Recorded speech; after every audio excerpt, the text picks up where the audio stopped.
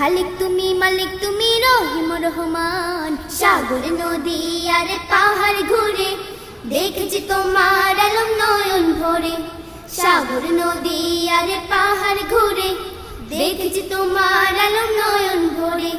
সাগর নদী আর পাহাড় ঘুরে দেখেছি তোমার আলম নয়ন ভরে সাগর নদী আর পাহাড় ঘুরে দেখেছি তোমার আলম নয়ন ভরে সাগর নদী আর পাহাড় ঘুরে দেখেছি তোমার আলম নয়ন